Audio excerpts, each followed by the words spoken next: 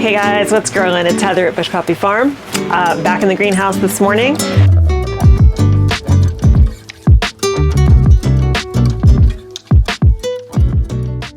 We did not get snow overnight. It got down to 34 degrees here and not below freezing. But we did get an inch of rain.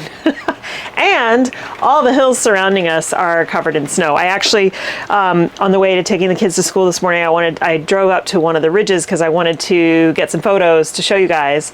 But there's still so much precipitation coming down that you can't see that far. So, but Mount Diablo, which is just over that way from us, is covered with snow. The Oakland and Berkeley Hills are covered in snow. In fact, I saw a couple of cars in the drop-off line with snow on them. So, and I know it seems strange for a lot of you that I'm making a big deal of this, but snow in the San Francisco Bay Area is very rare. Perfect conditions have to exist. Right now, the ocean temperature is about 47 degrees Fahrenheit. And so, you know, that keeps the land temperature warmer and it keeps the air over the land warmer. But this particular storm is coming down from Canada, and so it is carrying a lot colder air. So we actually still have another chance for some snow or flurries tonight because it's actually going to get colder tonight. There will be less precipitation, but still some precipitation. So who knows? It's okay though, actually, because I didn't really snow is great because snow can be really insulating for plants, and I've got everything important covered.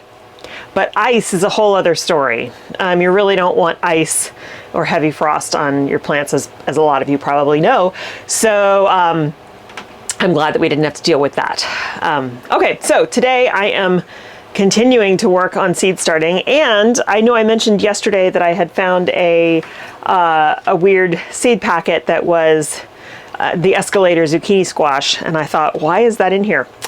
Because I am starting my summer squashes today. I'm starting them in root trainers. Now I'm actually going to have to get more of these because I also like to start my winter squashes in them, and the summer squash might not be far enough along to transplant from these.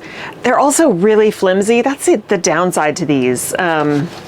So this is the container that holds them in place because they are, I think I've showed you guys these before.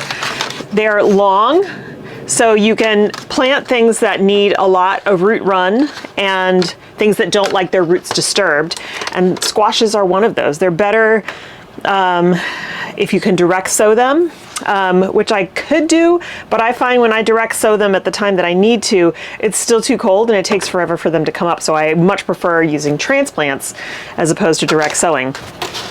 So these open up, and you can just take the whole plug out because it will be full of roots, and so it's like it's a plug. It's, you know, perfect size for putting in the ground, and it's got a lot of root system, and they're long, not just, you know, short and wrapped around, so it's great.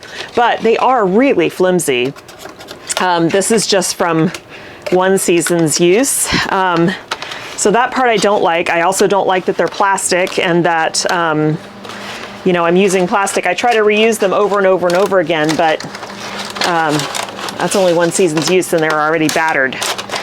So I'm going to try to get creative. Yes, I could do something like use a toilet paper roll, you know, the cardboard. However, I've done that in the past, and it's tall, so that works. But I find that it just completely disintegrates long before you need to get it in. The soil falls apart and everything because you have to water it. And so, you know, those things are not really made to stay super wet for a long time. So I'm going to get the squash sown in here.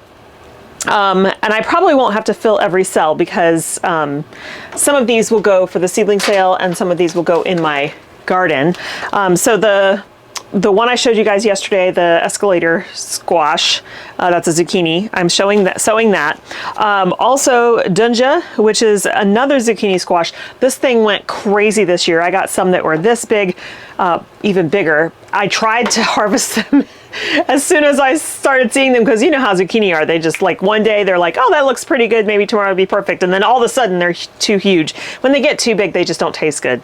So I have that one. And then I have this early prolific straight neck squash. It's a yellow squash. And this one, which was also super prolific last year and gave so many, and a lot of huge ones. This is a zucchini, also is long white of Palermo. That one was crazy. I had only 2 plants of that, and I must have gotten 40 zucchinis off of those, and you had to pick them fast because they would just get huge. In fact, the mice and the rodents out at the farm ended up getting quite a feast off of those, because when we went away last early summer we were gone for 2 weeks. In the first 2 weeks of June, I had somebody, taking care of some stuff over there, but nobody harvesting zucchini. And so a lot of them got really big. And of course, when you're not there to harvest them, somebody's going to take them. So the rodents went nuts on those last year. So this year I'd hope to keep up with it. Anyway, so I am going to start these. I'm going to put 2 seeds in each cell, and I will thin. Once they get established, I'll thin the less, vigorous one, and then it'll just be 1 plant per each cell. And then some of them will go directly in the ground, and others will go in those cow pots to be part of the vegetable garden in a box. So I'm going to get started with the soil blocking. I hope that I have enough blocking mix to complete all that stuff I need to do today. Otherwise, I'm going to have to take a trip out and go get some more soil somewhere and make up a whole new batch, which is going to take some time. I do have green sand. I do have worm castings. I do have mycorrhizal fungi, because that's what I put in to my soil blocking mix. But I need the actual mix. And because I don't like using peat, it's a little bit harder to find a peat-free mix that I can use. I have to screen it to get rid of all of the wood chips and everything like that, because you want that mix to be very fine so that the seeds can have a lot of soil contact and also not have to run into, lots of chunky stuff when they're trying to spread out their tiny little roots. All right, so I'm going to get started and we'll see how far I get. 3 hours later, and I think I'm done with week 8. Thankfully, week 9 seeds, I think it's just sunflowers, maybe one other thing. And I checked yesterday, the next big round of seeds is week 13. Oh, I apologize for the sound. We're having hail again, so a little loud. So I have shimmied and shaked and moved some things around, and I think everything is gonna work. I'll show you what I've got, and then we'll see what else is on tap for the day. So for right now, the sweet peas are up there. They'll get plenty of sun, even though it's not sunny today. On the top, they're gonna go out to the farm maybe tomorrow or just sometime next week. These guys are crammed onto that heat mat. So I've pretty much used up every heat mat that I got, that I have. I've tried to reshuffle some stuff under here. These guys were on the large heat mat, and I went on it, even though they're not all the way germinated, I went on and moved them over here because I needed to make room over here for all this stuff. So these are the peppers, and it is crucial that they have heat. So I've got this heat mat up to 85, which translates to about 78 once it hits the tray and actually hits those. Over here I've got all of the squashes, and then those are all cucumbers. The sunflowers that I sowed, I just put over here. I made some space on this shelf. I just put over here because they don't need heat. They'll germinate just fine. So not much of a video today, just finishing up that seed starting, but it feels like a huge relief to get that done and get things going. Tomorrow, I'm hoping that there'll be enough of a break in the weather that I can head out to the farm, check on everything there, harvest some tulips and stuff, and do some cleanup and see what's going on. yeah, we'll just see what's up over there. It's been a while. I'll take the sweet peas as well. And then that'll encourage me to go daily again, because they'll need water every day until they're ready to be transplanted, which won't be too long actually. And speaking of tulips, believe it or not, it is time for me and lots of other flower farmers to start getting our tulip order ready for the fall. So in the flower farming world in general, the time you order the seeds or the plugs or the, tulip bulbs or, tubers or whatever, the time you order those for the next year is when they're blooming in the current season. So right now tulips are starting to come up, and so I have my stack of stuff to go through for ordering for next year. And I have been getting the last couple of years, there's lots of places I can get tulip bulbs. I have been getting mine from Leo Burby, where I get seeds and plugs and lots of stuff. The reason I get my bulbs from them, and there's a number of companies will do this for you, but not all of them. Color Blends will do it. Brent and Becky's bulbs will do it. I'm sure there's some others, but they will pre-cool my tulip bulbs. Now this is super important because in zone 9, we don't get enough chill hours to make sure that the tulips get enough of what they need to produce tall stems, to give, strong, beautiful blooms. So chill hours, I mean, in the past I used to order them and keep them all in my refrigerator for 12 weeks before I planted them out. Problem with that is a couple things. One, it takes up space, right? Two, you have to be careful. Yeah, I need to put them in my vegetable drawer because they need to not get moisture and rot. 3, they can be sensitive to ethylene, which is produced by vegetables and fruits and speeds the ripening process. So that was really not working. Plus, when I first started, I was only ordering, maybe 300 tulip bulbs. Now I get like 1,200 tulip bulbs. You can't put that many in your personal refrigerator, or I guess you could, but where's all the food gonna go?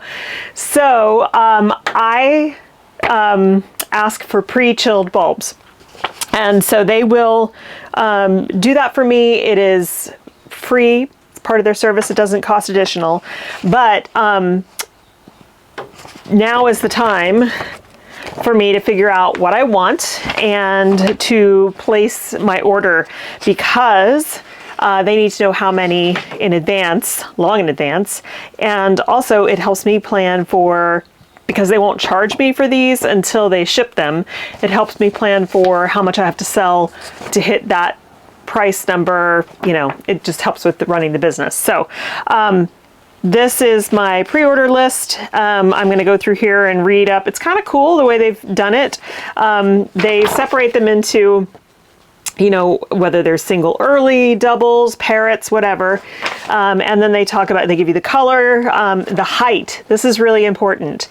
So if you're growing for cut flowers, it's really not worth growing a tulip that's anything less than 16 inches tall, because they may not hit that. And so if you get a 8, 10, 12, 14 inch tall tulip, if you have not enough cool hours or something happens and they don't get that to their normal height, they're going to be too small, too short to use in vases.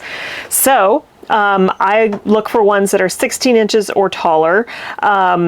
And then they also rank them in here by whether they're better for cuts or for hydroponic forcing or growing in pots, etc. So, you can tell. And then it also tells you how many weeks of cold they require. And then they have the pricing. Yeah, so I'm going to go through all of this. In general, I do not buy singles because my customers can get single tulips anywhere. I want to get the super fancy, interesting ones that aren't easy to find, things that they'll really wow them when they're in a bouquet. So I'm going to go through this list and start putting it together, trying to make some decisions. This year I need to go back and see. I also keep a spreadsheet to see how many I've ordered each year and what varieties and how they did, so I can determine if I want to order them again. So I'll need to do that as well. But if I'm going to do another full row in the high tunnel next year, it'll be a different row from the current one. I think I've talked about this before. You never want to grow tulips in the same place for 7 years. It's because there's a disease called tulip fire that can spread and literally annihilate the entire crop if you continue to grow in that same spot. So you have to move spots every year, and then you can't go back to that spot until it's been 7 seasons. So I have 3 more beds in the greenhouse, in the hoop house. I have plenty of places to put tulips. I know about how many can fit in that row, in one of those rows. So I will order, to fit that, to pack it up. And I think what I'm going to start doing is more of fewer varieties. It's fun to have lots of color and all that kind of stuff, but if I get a couple that I really, really like and I know perform well for me, then it's kind of a guarantee, and I can start building better recipes around what I've got growing. That's what's on for me this afternoon, now that all my seed starting is done. I will link to the retail bulb companies in the description box. And so if you are interested in looking to see what they have, I don't know when the retail side opens for orders or pre-orders, but you can at least check them out and maybe start making your list for when they do open. But I would recommend getting in if you are wanting to grow tulips or daffodils or anything like that is a spring bulb, a spring flowering bulb, then you might want to get them in early, because with all the supply chain issues we've been seeing with lots of products, gardening products are not immune. So we saw a seed shortage after the beginning of the pandemic because so many people got into gardening. We saw an inability to get eucalyptus seeds after all the horrible wildfires in Australia. They're only just this year becoming available again. So the earlier you can get your orders in, the better, because then you're kind of on the list and you'll be kind of first up when they start to fulfill those orders. Because it's happened to all of us where we've placed a large order and then some of those just aren't available when it comes time to fulfill them. And so, yeah, we get reimbursed and all that stuff, but it helps if you can get your order in sooner rather than later. Thanks so much for joining me today. I hope you have a wonderful time in your garden, and I'll see you in the next one. Bye.